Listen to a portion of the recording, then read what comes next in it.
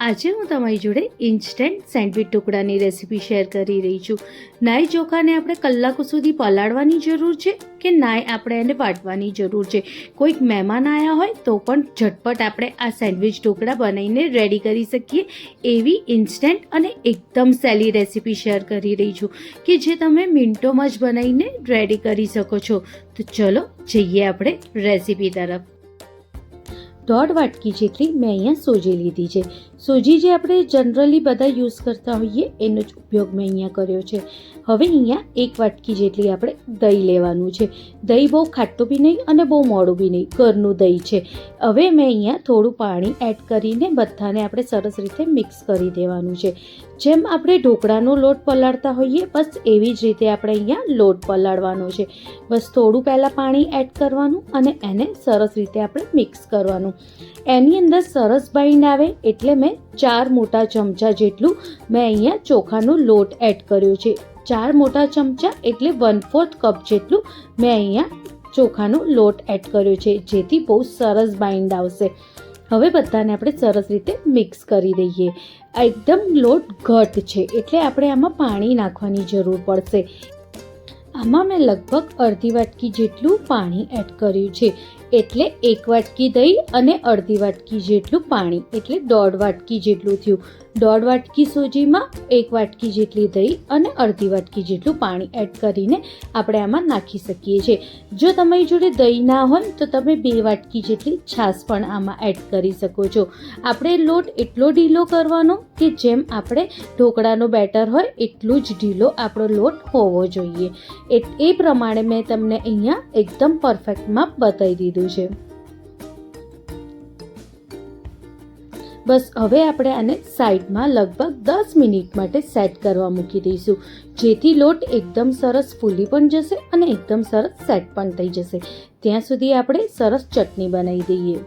Sandwich dhokla માટે ચટણી બનાવવા માટે 2 ચમચી જેટલું આપણે સીંગ લેવાની છે, 1 ચમચી જેટલું જીરું લેવાનું છે, 1 ચમચી જેટલું આપણે આમાં ખાંડ એડ કરવાની છે અને મીઠું આપણે આમાં સ્વાદ મુજબ એડ કરીશું.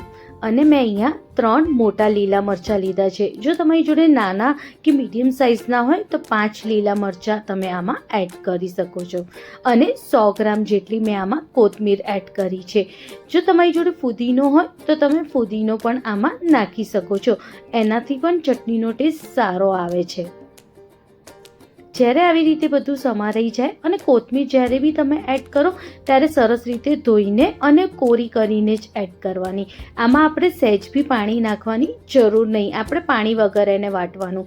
જ્યારે અડધું વટાઈ જાય પછી આપણે જે સોજી પલાળી હતી એમાંથી 2 ચમચી જેટલું આપણે આમાં એડ કરીશું, જે આપણે સોજી પલાળીને મૂકી હતી એ જ. હવે આપણે ફરી એને થોડું આપણે ક્રશ કરી લઈએ. જો આમાં આપણે સહેજ બી પાણી નાખવાની જરૂર નથી પડતી, પાણી વગર જ આ ચટણી સરસ ક્રશ થઈ જાય છે. એની અંદર સરસ કલર આવે એના માટે મેં અહીંયા 2 થી 3 ટીપા જેટલા ગ્રીન કલરના એડ કર્યા છે. આ ફૂડ કલર છે, તમને જનરલી કોઈ બી સ્ટોર ઉપર ફૂડ કલર મળી જાય છે. હવે એને આપણે એકવાર સરસ રીતે ક્રશ કરી દઈશું તો કંઈક ચટણીનો કલર આપણો આવો જ સેમ બહાર મળે છે એવી ચટણીનો કલર આપણો રેડી થઈ જાય છે. તમે ના નાખવા માંગતા હો તો તમે આને સ્કીપ પણ કરી શકો છો. 10 મિનિટ પછી આપણો લોટ પણ સરસ રીતે સેટ થઈ ગયો હોય કંઈક આવી રીતે, પણ હજુ આ લોટ બહુ ઘટ છે અને એની અંદર આપણે મીઠું બી એડ નથી કર્યું, એટલે સ્વાદ મુજબ આપણે આમાં મીઠું એડ કરીશું અને થોડું પાણી એડ કરીશું. લગભગ બીજી અડધી વાટકી જેટલું એટલે 1 આખી વાટકી જેટલું પાણી મેં આમાં એડ કર્યું છે એકદમ સરસ બેટર બનાવવા માટે. જેવું આપણે ઢોકળા માટે બેટર હોય છે એટલું જ બેટર સરસ બનાવવા માટે મેં અહીંયા 1 વાટકી જેટલું પાણીનો ઉપયોગ કર્યો છે, એટલે 1 વાટકી દહીં અને 1 વાટકી પાણીનો આમાં મેં ઉપયોગ કર્યો છે. બસ આને આપણે સરસ રીતે મિક્સ કરી લઈએ. પછી 1 વાટકો બીજો લેવાનો અને 2 સરખો ભાગમાં આપણે એને ડિવાઈડ કરી દેવાનું.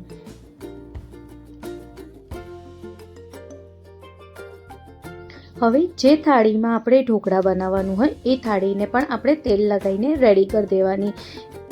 અને આપણે સરખું તેલ લગાવવાનું, બહુ ઓછું નહીં અને બહુ વધારે પણ નહીં, પણ સરખું તેલ લગાવીને આપણે આને રેડી કરી દેવાની. હવે બેટરનો એક વાટકો લઈ લેવાનો, એમાં અડધું જ ઈનો એડ કરવાનું અને થોડું પાણી નાખવાનું, જેથી ઈનો બેટરમાં સરસ રીતે મિક્સ થઈ જાય અને એને સરસ રીતે આપણે મિક્સ કરી દેવાનું. હવે બેટરને આપણે થાળીમાં આવી રીતે આપણે પાથરી દઈશું. જે થાળીમાં આપણે તેલ લગાવ્યું હોય એ થાળીમાં આપણે સરસ રીતે આવી રીતે પાથરી દેવાનું છે. પાથર્યા પછી આવી રીતે આપણે એને સરસ રીતે ફેલાઈ દેવાનું. આપણે એને થાળીને આવી રીતે હલાવતા એને સરસ રીતે ફેલાઈ દેવાનું છે. બસ હવે આપણે એને બાફવા માટે મૂકવાનું છે. લગભગ 5 મિનિટમાં જ આ સરસ રીતે બફાઈ જશે. પણ બફાવતા પહેલાં જે પાણી છે એ સરસ ગરમ થવું જોઈએ અને એટલે જ આપણે એને ઢાંકીને હવે 5 મિનિટ માટે એને સ્ટીમ થવા દઈશું. 5 જ મિનિટમાં બહુ સરસ રીતે એ ઢોકળા સ્ટીમ થઈ જાય છે. હવે જે આપણે ચટણી રેડી કરી હતી એ ચટણીને આપણે સરસ રીતે પાથરી દઈશું. બહુ પતલી પણ લેયર નહીં પાથરવાની કે બહુ જાડું પણ નહીં, પણ આપણે સરખું પાથરવાનું, જેથી નીચે જે ઢોકળાઓની ઉપરની અને નીચેની લેયર છે એની વચ્ચે ચટણી સરસ રીતે દેખાવી જોઈએ. એટલે આપણે એક સરસ લેયર પાથરવાનું છે. મેં જે ચટણીનો માપ તમને બતાવ્યો છે એ ચટણી પરફેક્ટ છે. એનાથી તમારી થોડીક જ ચટણી વધશે આવી રીતે પાથર્યા પછી, કે જે તમે ઢોકળાની જોડે ખાઈ શકો છો. એટલે સરસ રીતે ચટણીને આપણે પાથરવું બહુ જ જરૂરી છે. આવી રીતે જ્યારે ચટણી પાથરાઈ જાય પછી આપણે એને 5 મિનિટ માટે ફરીથી સ્ટીમ કરવા મૂકવાનું, જેથી જે ચટણી છે એ સરસ રીતે સેટ થઈ જાય અને જ્યારે આપણે એની ઉપર બીજું બેટર નાખીએ ત્યારે બેટર અને ચટણી બે સાથે મિક્સ ન થઈ જાય. હવે બીજો વાટકો પણ બેટરનો લઈ લેવાનો અને જે વધેલું ઈનોનું પેકેટ હોય એમાં નાખી દેવાનું અને થોડું પાણી નાખવાનું અને સરસ રીતે આપણે ફરીથી એને મિક્સ કરી દેવાનું. જ્યારે 5 મિનિટ થઈ જાય અને ચટણી સેટ થઈ જાય ત્યારે બીજું બેટરનું લેયર પણ એની ઉપર નાખી દેવાનું છે. બધી બાજુ સરખું બેટર નાખવાનું એટલે એક જેવું લેયર ઉપર આવે. કોઈક જગ્યાએ જાડું કે પતલું લેયર ના થાય એનું આપણે ખાસ ધ્યાન રાખવાનું.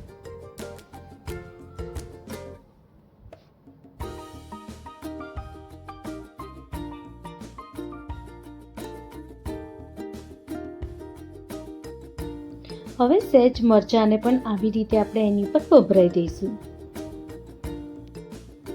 હવે ફક્ત 10 મિનિટ માટે જ આપણે એને સ્ટીમ કરવા મૂકવાનું છે. સ્ટીમ થવા દેવા માટે આપણે 10 મિનિટ મૂકવાનું અને ગેસની ફ્લેમ આપણે મીડિયમ રાખવાની અને ટૂથ સ્ટિકથી આપણે ચેક કરી લેવાનું. જો આવી રીતે અગર કોરી ટૂથ સ્ટિક નીકળતી હોય એટલે સરસ રીતે ઢોકળા થઈ ગયા છે. ઢોકળા ઠંડા થઈ જાય પછી જ આપણે એમાં કાપા મૂકવાનું, એ પહેલાં નહીં મૂકવાનું. ઢોકળાની ડીશને આપણે પહેલાં સરસ રીતે ઠંડી થવા દેવાની. એ ઠંડી થઈ જાય પછી તમારા કાપા પણ બહુ સરસ રીતે થઈ જશે અને ફટાફટ પણ થશે. બસ આવી જ રીતે આપણે જેમ નાના મોટા તમને જેમ કાપા જોતા હોય એમ તમે આમાં કાપા મૂકી શકો છો. હવે આ ઢોકળા ઉપર આપણે સહેજ વઘાર કરી દઈશું જેથી ખાવામાં બહુ જ ટેસ્ટી લાગે.